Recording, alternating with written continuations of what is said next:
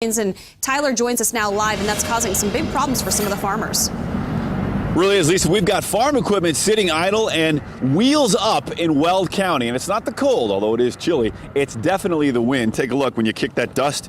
Huge clouds just moving to the south. The other issue is when you do plant a crop, some of the stuff that is left in the ground becomes projectiles, bullets for smaller crops like cabbage and carrots that are already in the ground. In fact, the Greeley Tribune reporting a lot of farmers just simply can't get started on their planting. Here's another look at that wind. Kids, if you're headed to school today, make sure you hold on to that homework with both hands or it's going to end up like this cardboard floating. You may never catch back up to it. Now, we are at a farm equipment dealership, so of course a lot of this equipment is going to be sitting idle, but the Tribune reports that a lot of farmers are in the same situation. They can't get out into their fields because of this wind, and they've been sitting idle for several days waiting to put corn and beets into the ground, but they just can't do it with these kind of temperatures and this kind of wind. Now, we know it's been difficult to get around. We've seen snow, trucks blown over, blowing dust advisories. Jason, it's been a wild week. Yeah, it really has.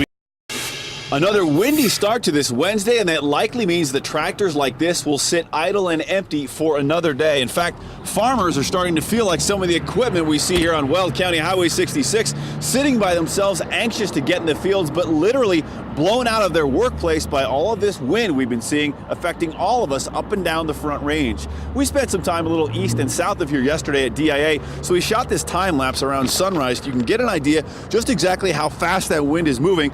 Little did we know, this was the second windiest spot in America on Tuesday, with sustained winds in the 50-mile-per-hour range. They were just screaming across the sky all day.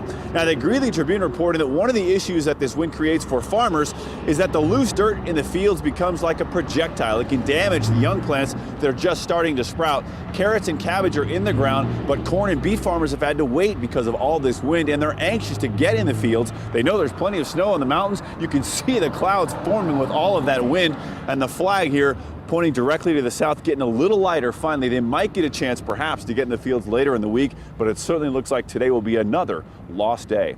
Live in Weld County, Tyler Lopez, 7 News Now. Thanks, Tyler.